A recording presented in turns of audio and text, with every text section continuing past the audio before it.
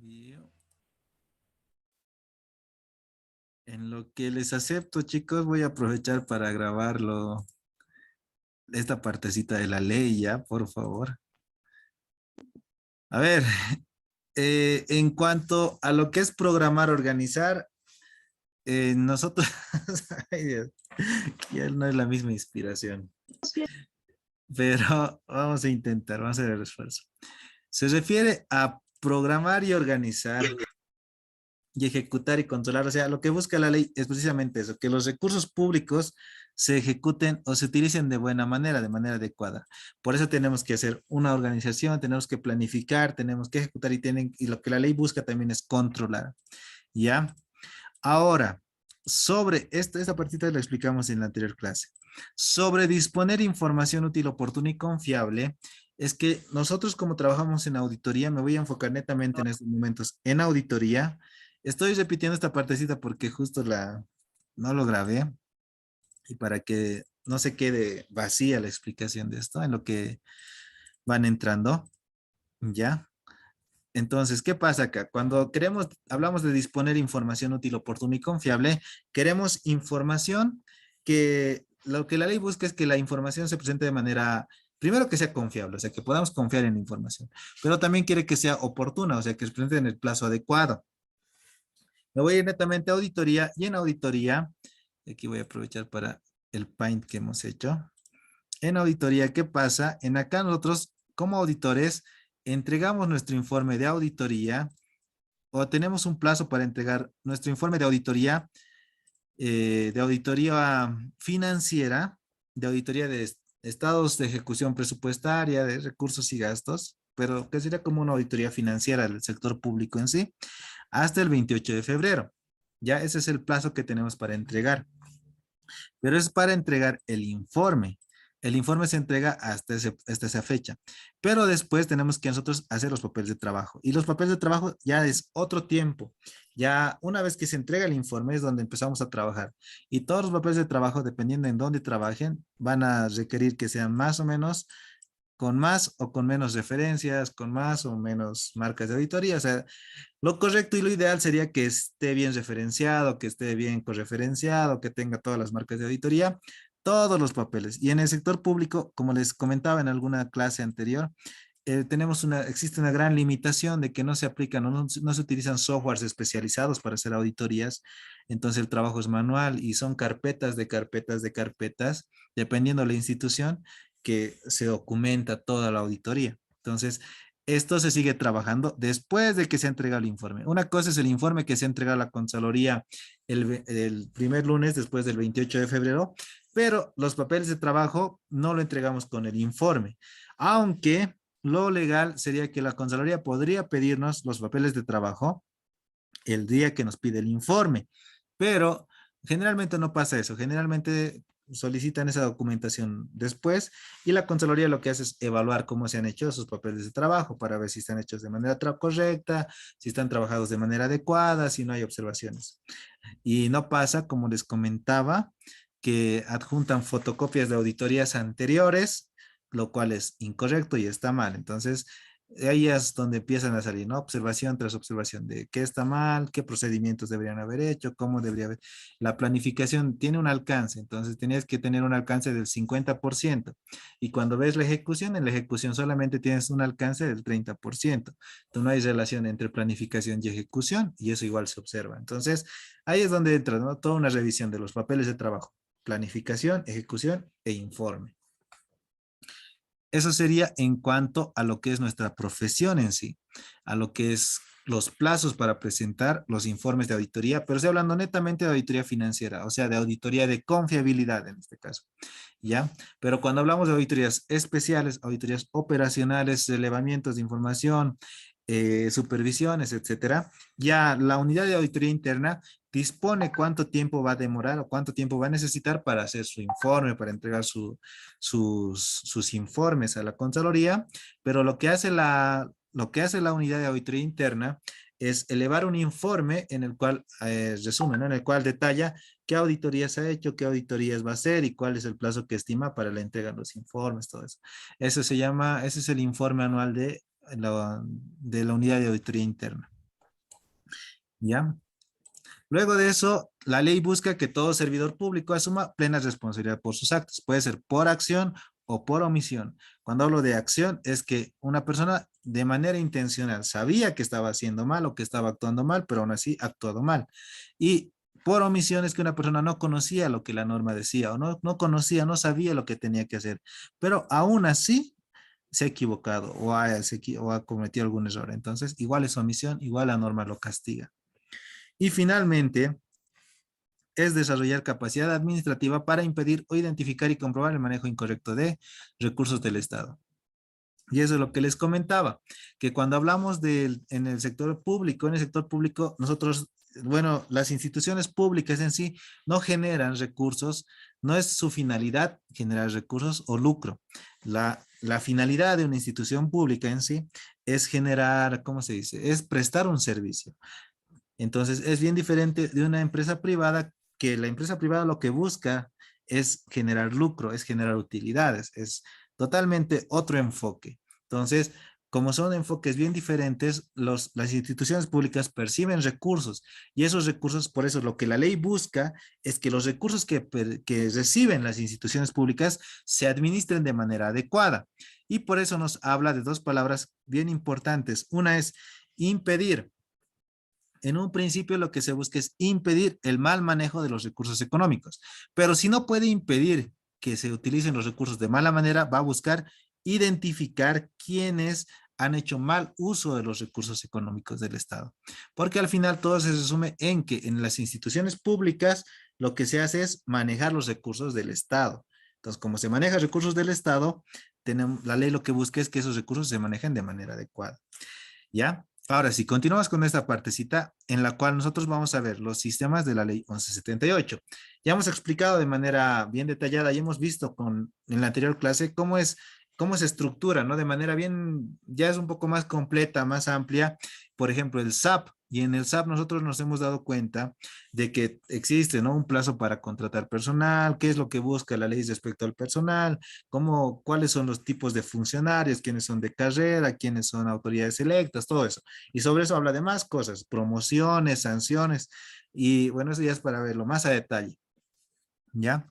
Ahora, ¿qué pasa acá? Vamos a ver el SPO. ¿Qué es el SPO? Es el Sistema de Programación de Operaciones, que igual es un sistema de la Ley 1178. ¿Qué es lo que busca el SPO? Que los objetivos y planes estratégicos se plasmarán en resultados a alcanzar en el corto y mediano plazo. Entonces, cada institución pública tiene una meta, tiene un objetivo. Quiere construir tantas casas, quiere construir tantas iglesias, quiere hacer tantos informes, no sé, la unidad de activos fijos quiere comprar tantas computadoras, recursos humanos quiere contratar tanto personal. Dependiendo del área, esto puede ser bien diferente. Entonces, no se aplica de la misma forma para cada área. Todos manejan el POA de manera totalmente diferente. Pero al final, en el POA y en el PI es donde nosotros vamos a ver los objetivos de lo que se está buscando de cada área, ¿ya? ¿Cuáles son las actividades que va a realizar cada área y cuántas actividades va a querer realizar? ¿Quieres hacer 5 informes de auditoría durante todo el año? Entonces, ese es tu POA. Ese es el POA ahí que se va a poner para la persona, para el profesional. Y si no cumple, entonces ya ahí se va a poder medir y se va a poder plasmar en porcentaje cuántos informes ha hecho y cuántos no ha hecho. Ese es el SPO. Luego, el SOA. El SOA lo que busca es evitar la duplicidad de objetivos y atribuciones. En este caso, el SOA lo que busca es que no hayan, digamos, primero, instituciones que hagan lo mismo. No busca que, por ejemplo, haya dos servicios de impuestos nacionales con diferente nombre. En Perú creo que se llama SAT, aquí en Bolivia le llamamos SIN. No es que haya aquí, digamos, en Bolivia un SIN y luego haya un SAT y que hayan dos instituciones. No, busca que cada institución cumpla sus funciones y no haya una que cumpla la misma función. Entonces, mediante el SOA lo que se busca es evitar esa duplicidad, que no hayan las mismas funciones, ¿ya? Entre instituciones. Luego de esto, mediante la adecuación, fusión o supresión de entidades. En este caso es bien interesante, un caso de supresión, más o menos se puede decir, o incluso adecuación, tal vez, es lo que pasó con el ministerio de, ¿qué ministerio era? Si no me equivoco, era de culturas, ¿verdad? Cuando estaba el presupuesto, cuando se estaba empezando el COVID ya a ponerse más fuerte acá en Bolivia y no había presupuesto para salud y no tenía recursos el Estado, no tenía liquidez para trabajar en el tema de salud, ¿qué es lo que han hecho? Tal vez adecuado, yo diría suprimido, y este ministerio, ex ministerio en ese momento de Culturas, ha venido a ser parte del ministerio, ay, no me acuerdo de cuál, pero creo que era, si no me equivoco, de comunicación, no me acuerdo quién. No me acuerdo de qué ministerio, pero ha formado partes. Se deben acordar, chicos, ¿no? Porque decía hasta en los memes, hasta en los hashtags, decía, ¿no? La cultura no es un gasto absurdo, creo, algo así. Y ahí estaban, ¿no? Reclamando. Yo no soy un gasto absurdo, cosas así. Entonces, eso, por ejemplo, es un ejemplo de cómo, digamos, dentro de las instituciones públicas se van adecuando tal vez al presupuesto que se tiene y los objetivos que tiene el Estado. Lo que busca es precisamente eso, pero ya ese es el enfoque que le va a dar cada autoridad, ¿no? Luego tenemos el SP que es el sistema de presupuestos. El sistema de presupuestos lo que busca es que va a prever los montos y las fuentes de los recursos de financiamiento para cada gestión anual. O sea, que para cada gestión se va a establecer o se va a determinar un presupuesto determinado para determinadas actividades. O sea, vamos a determinar o vamos a destinar una cantidad de presupuesto para sueldos, una cantidad de presupuesto para contrataciones, una cantidad de presupuesto para proyectos. Nos va a depender. Entonces, el SP se encarga de la administración de todo esto. ¿Ya? Entonces, hay profesionales y expertos en el sistema o en el área de presupuestos que se encarga precisamente de hacer ese tipo de trabajo. Tanto para el SPO, que el SPO nos habla del POA y del PI, quienes se encargan, los responsables de hacer este trabajo son los del área de planificación o de la unidad de planificación. En cuanto al SOA, en aquí yo pienso que forman parte mucho o bastante lo que es tema de recursos humanos. Y en el SP, obviamente, tenemos la unidad de presupuestos que se encarga de todo el tema presupuestario de una institución. Luego de eso, vamos a los otros 4 subsistemas. Noemí, te escucho. Licen, perdón, antes que pase de la diapositiva, ¿qué significa SOA? Perdón, Licen. Es sistema de organización administrativa. En aquí igual, en las diapositivitas, a esta no les pasé, ¿no? Les pasaré ahorita. Ok, gracias, Licen. No, no, gracias a ustedes, chicos. Ahorita mismo les paso. Que les juro que con tanto trabajo que tengo, estoy así como que estoy acomodando lo que puedo. Lo subí al grupo de WhatsApp, chicos. Lo subí al grupo de WhatsApp para que todos lo tengan. Gracias, gracias. Y en acá van a poder ver, miren, para programar, y aquí está. En acá es como que le aumentan la palabra sistema y ese es el sistema. Y a cada uno le van a aumentar eso. Sistema de, y en acá es lo mismo. Sistema de, así. De esa forma ustedes ya lo van completando. Y en acá lo resumí para la diapositiva más que todo, pero es lo mismo, miren. Sistema de programación de operaciones, SPO. Y en acá está, miren, SPO. Luego para el SOA, ¿no? Sistema de organización administrativa, SOA. Luego el otro, SOA. Y en acá tengo sistema de presupuesto. Y en acá está el SP, sistema de presupuesto. Luego, para la ejecución, lo mismo. Se van a dar cuenta, miren. Aquí le aumentan sistema de administración de personal, SAP, ¿no? Entonces, aquí ya vamos a ver lo que es la ejecución de las actividades. Aquí es cuando nosotros empezamos a poner en acción la institución, ¿ya?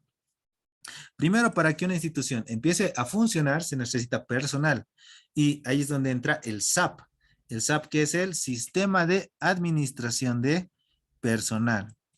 Ahora, cuando vemos el SAP, ¿qué es lo que habla el SAP? Aquí está resumidito, copié el artículo que habla del objetivo del SAP o de la definición del SAP, que dice, el SAP se encarga de determinar los puestos de trabajo. Entonces, SAP nos habla de que se va a encargar de determinar los puestos de trabajo que sean efectivamente necesarios, además de los requisitos y mecanismos para proveerlos. Obviamente el SAP habla de mucho más, pero aquí es como que un resumen, digamos, que yo lo estoy poniendo, ¿ya? Pero netamente se refiere al personal, a cómo nosotros contratamos al personal, cómo decidimos cuál es el mejor personal, cómo promovemos o destituimos al personal, todo relacionado con el personal.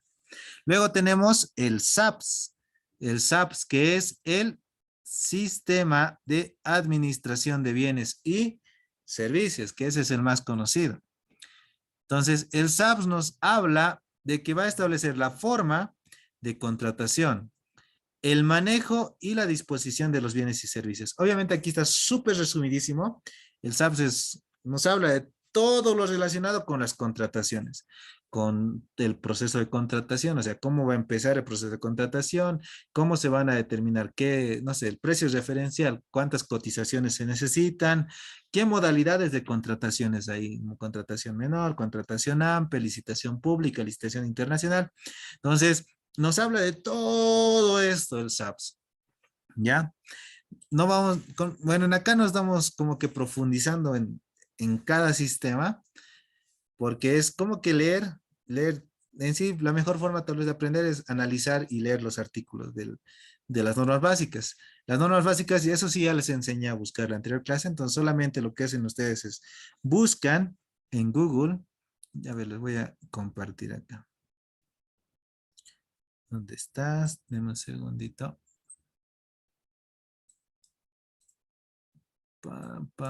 Admitir. ¿Dónde está mi Google? Aquí está. Bien, aquí lo que ustedes hacen es buscar NB SAPS. Son normas básicas del SAPS. Y cada institución pública tiene su reglamento específico. Ahí creo que estoy compartiendo. Sí, estoy compartiendo. Entonces, en acá ustedes lo que hacen es ponen acá, y en acá lo que les va a salir es las normas básicas. Y aquí está el SAPS. Y aquí nos habla de todo. Sistema de administración de bienes y servicios. ¿Cuántos son? 126 hojas. Este compu está compuesto por los siguientes subsistemas. Primero nos habla de la contratación, o sea, cómo vamos a contratar. Luego lo divide en el tema de manejo, o sea, qué va a pasar una vez que se contrate con esto, cuando tenemos bienes, cómo vamos a manejar estos bienes. Y luego de la disposición. Disposición es cuando nosotros ya no necesitamos ese bien. ¿Qué vamos a hacer? ¿Cómo vamos a disponer de esos bienes? ¿Lo vamos a dar de baja? ¿Lo vamos a vender? ¿Lo vamos a donar? Etcétera. Entonces, de todo eso nos habla acá el SAPS, los objetivos de la norma, etcétera. Entonces, para analizar esto sí la verdad es bastante, o sea, esto no es, digamos, como que para explicar ah, de manera general, es como que para analizarlo un poco más. Miren, aquí hay abreviaturas, AMP, etcétera. La verdad que aquí me gustaría, ¿qué podemos ver? Deme un ratito, esto es para leer nada más. A ver, algo que puede ser importante. A ver, esto podemos ver. Y esto, las normas, cada institución tiene un reglamento específico que va a hablar en este tenor. Miren, ¿qué tipo de modalidades de contratación hay? Por ejemplo, tenemos contratación menor. ¿A qué se denomina contratación menor? A lo que vamos a adquirir que tenga un valor de 1 boliviano hasta 20,000 bolivianos. O sea, las compras que sean de 1 boliviano a 20,000 bolivianos se denominan contratación menor. Las compras que tengan de 20,000 a 1 millón de bolivianos la vamos a denominar AMPE, Apoyo Nacional a la Producción y el Empleo. A las que tengan más de 1 millón de bolivianos las vamos a denominar o las vamos a contratar mediante licitación pública. Luego hay otros tres, ¿no? Contratación por excepción, contratación por emergencia y contratación directa. En estos tres casos podemos contratar algo determinado, algo específico que tal vez no vamos a encontrar en Bolivia o que no es fácil de encontrar o que necesitamos de manera urgente, como dice acá, por emergencia y vamos a justificar como nos dice. Y en acá más abajo, ustedes se van a dar cuenta, acá, mire, para municipios según índices de pobreza y en acá estos son los normales. Entonces, esto vamos a hacer la contratación dependiendo qué se necesite, pero tiene que estar bien respaldado, bien hecha la contratación. Los profesionales en contrataciones saben cómo cocinar esto muy, muy bien. Entonces, hay que darse formas de auditar esto para encontrar observaciones. De esa forma podemos dividir y luego más abajo vamos a ver, para una contratación menor, qué requisitos se tienen que cumplir. Y no es solamente los documentos que tiene que presentar el proveedor, todo eso. Hay más etapas. Hay un momento en el cual tiene que haber una etapa inicial donde hay un documento base de contratación, un formulario 100, y en el cual recién se hace la licitación, o sea, se hace la solicitud para que alguien se postule. Y antes de esto, este documento base de contratación tiene que tener un precio referencial. ¿A qué se refiere con que tiene que tener un precio referencial? Cuando nosotros queremos comprar computadoras, vamos a poner en nuestro documento base de contratación, queremos una computadora, una Core i10 no, Core i10 de 11ª generación. Pero ¿cuánto vamos a poner para nuestra adquisición? ¿Cuánto cuesta? ¿Cómo vamos a saber qué precio poner? Para eso vamos a basarnos en este artículo. ¿Qué dice este artículo? La unidad solicitante, o sea, quien quiere comprar, porque puede querer comprar sistemas, puede querer comprar auditoría interna, puede querer comprar legal, dependiendo de su presupuesto del área y dependiendo del presupuesto de la institución. Ya va a calcular el precio referencial, incluyendo todos los tributos, o sea, va a incluir el precio tiene que estar ya con precio, y tiene que incluir el impuesto, el tema, si en caso es una importación o si en caso, digamos, hasta el tema del transporte también hay que incluirlo, los costos de instalación, las inspecciones y cualquier otro concepto. O sea, tienen que considerar todos estos gastos para incluirlo en el precio referencial que incide en el costo total de los bienes y servicios. Este precio referencial deberá contar con la información respaldatoria correspondiente. O sea, no es solamente decir, ya quiero una Core i10 y creo que en el mercado cuesta unos 10.000 bolivianos o no sé, 15.000 bolivianos. No es solamente poner lo que crees, sino tiene que estar respaldado. Tienes que pedir cotizaciones y esas cotizaciones tienen que respaldar tu precio referencial. No puedes hacer tu informe y en tu informe poner ahí unos, no sé, 10.000 bolivianos para la compra de la computadora. Y esos 10.000, ¿cómo estás respaldando? ¿Cómo sabes que cuesta 10.000? ¿De dónde estás sacando? Puede ser que en el mercado, sí, puede ser que sea 10.000, pero si no tienes respaldo, igual es observación. Entonces, este precio deberá contar con la información respaldatoria para todas las modalidades de contratación. El precio referencial tendrá carácter público, debiendo estar señalado en el DBC, o sea, el documento base de contratación. En servicios discontinuos, el precio referencial será el precio unitario del servicio determinado por la entidad. Y para convocar un proceso de contratación de obras, el precio referencial no deberá tener una antigüedad mayor a 4 meses. No son cositas que cuando ustedes hagan auditorías se van a dar cuenta que les va a ayudar bastante en el tema de que van a poder encontrar más observaciones mientras más lean la norma, mientras más lean el reglamento específico. Porque puede ser que en acá, como dice, para una contratación de obras y resulta que su respaldo es del año pasado, entonces puede ser que sea de junio o de enero y la obra se ha adquirido y el contrato, por decirles, han hecho el documento base de contratación en enero y el contrato de obra lo han firmado en diciembre.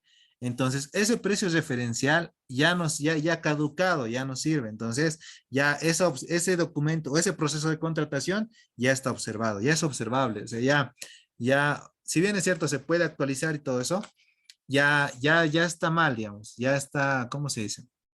Ya tiene sesgo de raíz. Hay una palabrita y una frase que usábamos, me he olvidado, che, pero ya desde la raíz, desde el inicio ya está mal ese proceso. Entonces, si ya está mal desde la raíz, van a ver que se va a arrastrar y ya se va a ir sumando todas las demás observaciones. Más o menos de esa forma nosotros evaluamos eh, cuando hablamos del SAPS. El SAPS es un mundo, es gigante y es bien grande en el sector público. ¿Por qué es tan fuerte el SAPS? Porque al final y al cabo, todo el presupuesto del cual dispone una institución, la gran parte se ejecuta precisamente en la adquisición o bien de bienes o bien de servicios, porque se trata de ejecutar. Lo que se busca es prestar servicios. Entonces, se tiene que ejecutar para hacer proyectos, para hacer investigaciones, para hacer, no sé, N cosas. Entonces, en el SAPS vamos a tener bastante, por eso es tan grande la norma. Luego, el sistema de tesorería y crédito público nos habla de que va a manejar los ingresos, ¿ya? Maneja los ingresos, va a manejar el financiamiento o el crédito público y la programación de compromisos, ¿ya? Obligaciones y pagos para ejecutar el presupuesto de gastos. De eso se va a encargar el sistema de tesorería y crédito público. Esto obviamente es bien general, bien resumidito, ya para ver, digamos, de manera más específica podemos ver la norma básica y de manera más específica aún el reglamento específico. Ahora, para que no se me confundan, probablemente surja alguna pequeña duda. Voy a compartir estito y voy a crear otro. ¿Cómo funciona esto? Porque pienso que no, tal vez no saben bien, o bueno, no conocen mucho. Entonces, para que no se sorprendan si en algún momento les dicen. Tenemos los subsistemas, ¿no ves? ¿Se acuerdan? Tenemos el, ay, está con esto, ya. Tenemos el SPO, tenemos el SOA, hasta ahí creo que ya, como que ya se les ha quedado. El SP, luego tenemos el SAP, tenemos el SAPS, etcétera, ¿no ve? Ay, ¿qué ha pasado? Hemos dicho que todos los sistemas de la ley 1178 tienen normas básicas. Entonces, ¿cómo buscamos nosotros las normas básicas? Ponemos en internet NB y la sigla de lo que queremos buscar, digamos del SAP. Pero cuando nosotros vayamos a trabajar en alguna institución, cuando trabajemos en alguna institución pública de manera específica, la norma básica es muy general, nos sirve como referencia, pero todas las instituciones públicas están obligadas a tener un reglamento, lo voy a escribir completo, un reglamento específico. Entonces, ¿cómo es esto? Para el SAP, ay Dios, ya. Para el SAP va a haber un reglamento específico que va a ser del SAP. Para el SAPS va a haber un reglamento específico que va a haber del SAPS. Entonces, entre la norma básica y el reglamento específico, ¿cuál vamos a tomar? Siempre vamos a considerar el reglamento específico, el que es más, el que está más adecuado a la institución. Ese es el que nos va a servir para donde estamos trabajando. Generalmente es bien similar, pero siempre hay alguna que otra pequeña variación. Hay algún artículo que no se considera o hay algún punto que no se considera, tal vez de la norma básica. Hay plazos que tal vez pueden modificarse o importes que se pueden modificar entre normas. Entonces, siempre es bueno conocer el reglamento específico. ¿Y nosotros cómo buscamos un reglamento específico? Entramos a Google y en acá, yo lo que voy a hacer es poner acá, en lugar de norma básica, voy a poner reglamento específico. Y cuando pongo reglamento específico me va a salir, pero ya no me va a salir de todos los, o sea, esto ya no se aplica a todo en general, se va a aplicar a una institución. Miren, aquí está el reglamento específico del SAPS, pero para el Ministerio de Salud. Entonces, eso a nosotros nos sirve para que nosotros lo apliquemos. Este ya va a ser el que nos va a servir. Y sobre esto se va bajando más todavía. Del reglamento específico ya pueden existir manuales de procesos y procedimientos. Ya hay normas más específicas todavía. Pero este ya es el punto más o menos como que de partida. Aquí está este que es resolución ministerial, debe ser esto. A ver, déjenme ver cómo está aprobado. Miren, esto está aprobado con resolución ministerial. Entonces, acá ya te muestran la resolución ministerial con la cual están aprobando ese reglamento específico. Y entonces, ustedes lo que pueden hacer, como les digo, dependiendo de dónde trabajen, van a poder buscar. Y después aquí ya está todo lo que es aplicable para las contrataciones del Ministerio de Salud. Reglamento específico del SAPS y ustedes pueden hacer lo mismo para los otros subsistemas. Esto les estoy enseñando para que ustedes vean cómo es. ¿Se acuerdan que, que la norma básica tenía como 180 hojas, 120 hojas? Miren cuántas hojas tiene el reglamento específico. Tiene 26 hojas. ¿Hay diferencia entre la norma básica y el reglamento específico? Hay bastante diferencia. Entonces, si en caso hay algún punto que no está contemplado dentro del reglamento específico y que es relevante, ahí sí podemos recurrir a las normas básicas. Pero si no está, si no está contemplado, si sí está contemplado, entonces nosotros ya recurrimos solamente al reglamento específico.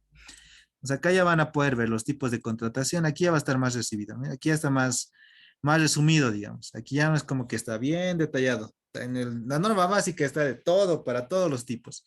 El reglamento específico ya está solamente para este tipo de institución. Entonces, para cada institución va a ser bien diferente. ¿Ya? Entonces, eso les decía para que ustedes sepan diferenciar entre lo que es un reglamento específico y una norma básica. Ahora, estoy compartiendo esto, ¿verdad? Sí. Finalmente tenemos lo que es el sistema de contabilidad integrada. Contabilidad integrada es lo que van a aplicar los que trabajan en el área o en el departamento de contabilidad. Entonces, ¿de qué se encarga el sistema de contabilidad integrada? Se encarga de incorporar las transacciones presupuestarias, financieras y patrimoniales en un sistema común, oportuno y confiable. Entonces, todas las transacciones están normadas, cómo el plan de cuentas, cómo se tiene que registrar, cuáles son momentos, etcétera. Todo lo que corresponde al tema contable para el sector gubernamental, lo vamos a encontrar en la norma, bueno, en este caso, o bien en la norma básica y también en el reglamento específico del sistema de contabilidad integrada. Esos son los sistemas que nos van a servir a nosotros para ejecutar las actividades programadas. Entonces, cuando queremos ejecutar, hablamos ya del SAP, del SAPS, del sistema de tesorería y crédito público y del sistema de contabilidad integrada. Finalmente, vamos a ver lo que es el control. Y ahí es donde entramos nosotros como auditores. Para controlar al sector público, consideramos al SSG. ¿Qué es el SSG? Es el sistema de control gubernamental. ¿Qué es lo que busca el sistema de control gubernamental? El sistema de control gubernamental lo que busca es controlar, ¿cómo dice la palabra? ¿No? Quiere controlar. Pero ¿qué vamos a controlar nosotros como auditores? Primero vamos a controlar la eficiencia en la captación y uso de los recursos públicos. O sea, vamos a ver qué tan eficientes son ellos cuando captan recursos y cuando los usan los recursos. Porque ¿qué pasa si hay un mal uso de recursos públicos? ¿Qué es lo que suele ocurrir? Bueno, ¿qué es lo que sabemos evidenciar nosotros? Siempre lo pongo esto como ejemplo. Digamos que nosotros estamos haciendo una auditoría. ¿Dónde estás? Esto lo tengo que compartir.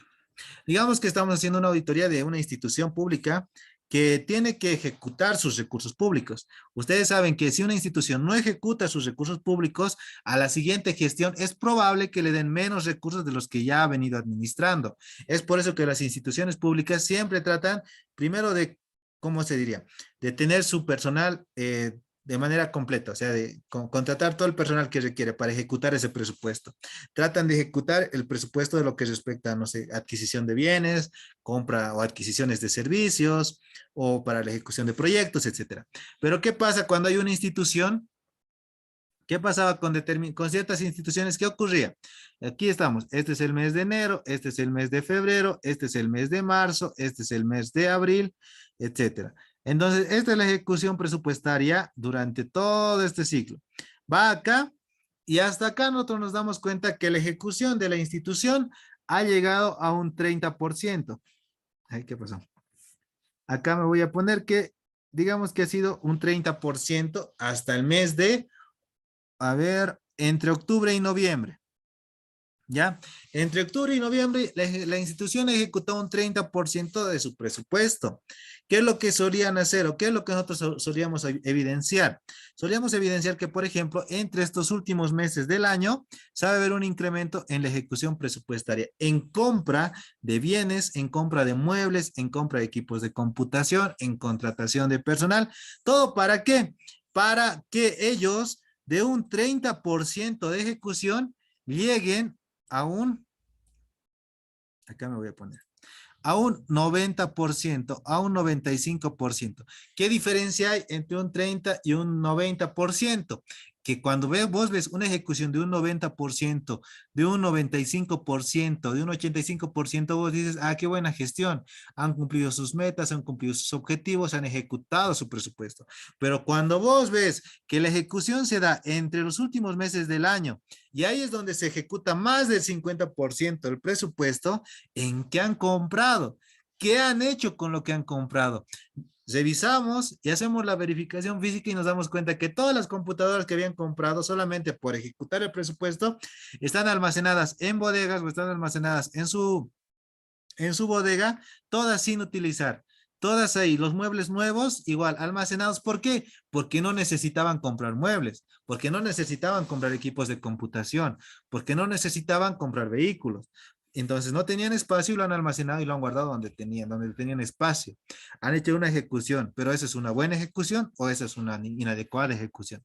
Esa no es una buena ejecución de recursos, solamente han ejecutado por ejecutar. Y esto, aunque vos en el papel veas y digas, ah, mira, hay una ejecución de 90%, es eficiente, es eficaz, pero cuando te das cuenta y analizas cuándo se ha hecho la ejecución, te das cuenta y tratas de indagar en qué han gastado y en qué han comprado y dónde está lo que han comprado. Entonces, ahí es donde ya te das cuenta y te vas saltando. ¿Ya? Entonces, nosotros lo que buscamos como auditores, primero es que haya una buena, cuando se captan los recursos, primero queremos ver que sean eficientes al captar recursos, pero también cuando lo usen de manera adecuada, que no lo usen solamente por ejecutar, porque son recursos de todos los bolivianos que están manejando, que están administrando. Luego está lo que es la confiabilidad de la información. Nosotros queremos que de una u otra forma, con la revisión que hacemos, darle más confianza al pueblo boliviano de que los recursos se están administrando y usando de buena manera. Y que no es que hay malversación de fondos o es que hay negociados, que hay una que otra cosa. Nuestro trabajo como auditores es tratar de darle confianza sobre la ejecución de los recursos. Eso en la práctica es bien subjetivo, digamos, porque a ver, ¿cómo les digo? Por ejemplo, a nosotros, ¿qué nos ha pasado? Creo que ya les he contado, eh, pero de todas formas, para recordar, ¿qué pasaba cuando nosotros hemos hecho auditoría en una institución? Resulta que nos han limitado la revisión. ¿Por qué nos han limitado la revisión? Nos han limitado la revisión porque había determinados cargos, había determinadas personas que ya eran de por sí negociados, ya eran personas que no cumplían los perfiles y personas que no podían trabajar en la institución porque no cumplían los requisitos mínimos. ¿Y qué pasaba? Tenía una amiga ahí que estaba auditando justo eso y esa noche que estaban ellos haciendo la auditoría, que van a hacer la confiabilidad, solicitan los documentos de A, B, C de tales personas y cuando piden esos documentos, pues ya les habían advertido que no revisen de ciertas personas. Y cuando revisan, pues en la noche entra inteligencia y a todos los meten a la cárcel. Les quitan sus equipos y sus celulares y se quedan arrestados y al día siguiente ya vuelven, pero no les devuelven ni los equipos ni les devuelven los celulares. Y toda la revisión de las determinadas, de las personas que no deberían revisar, ya no se hace esa revisión. Y eso pasa. Y no solamente eso, pasan otras cosas. Ustedes se van a ir dando cuenta conforme vayan viendo en auditoría interna que hay mucha limitación en determinados puntos y en determinados temas va a existir siempre bastante limitación porque uno siempre va a tener que ver o decidir entre hacer una, ¿cómo se diría? Una observación, revisar, ir más allá tal vez de lo que las autoridades te van a permitir o dejar que tú hagas o quedarte y que resguardar tu seguridad física, tu integridad como persona y tal vez limitar tus observaciones solamente a controles internos. Entonces, dependiendo de dónde trabajen, cómo trabajen, con quién trabajen, qué vaya a pasar, ustedes se van a ir dando cuenta que en muchos puntos van a tener ustedes limitaciones y en otros puntos van a tener instrucciones. ¿A qué me refiero con instrucciones? Les van a decir, a tal persona me tienes que sacar responsabilidad civil, a tal me lo tienes que sacar responsabilidad penal, a todos estos los quiero fuera de la institución y me tienes que observar todo lo que puedas. Entonces, son instrucciones que vienen desde la máxima autoridad y son instrucciones que se tienen que cumplir desde auditoría interna. Entonces, ahí hay de todo, digamos, se van a ir dando cuenta ustedes. Pero a eso va, bueno, la norma y la ley lo dice bien bonito, ¿no? Es generar la confiabilidad de la información, pero una cosa es lo que te dice la norma y otra cosa es cuando ya lo ves, digamos, en cancha, ¿no? Luego, los procedimientos para que toda autoridad y ejecutivo rinda cuenta oportuna de los resultados de su gestión. En este caso, para mí esto está bien bonito, está redactado, está lindo. Y no sé cómo se vuela la hora, chicos. No sé cómo se vuela la hora, pero ya menos de un minuto, tenemos menos de un minuto para que acabe esto. Y nos conectamos al último para la captura de asistencia. Yo creo que vamos a terminar este puntito más, yo pienso, y después ya ahí terminamos. ¿Ya? Pero acá, los procedimientos para que toda autoridad y ejecutivo rinda cuenta oportuna de los resultados de su gestión. Está bien bonito escrito, o sea, en el papel está bien lindo, ¿no? Pero que la autoridad rinda cuentas. Eso está bien, o sea, está perfecto. Ahí No, no hay error, por decirles, ¿no? Está bonito. Pero, pero, ahí es donde entra el pero, ¿no? Una cosa es lo que dice el papel. Y me da miedo que se corte cualquier rato.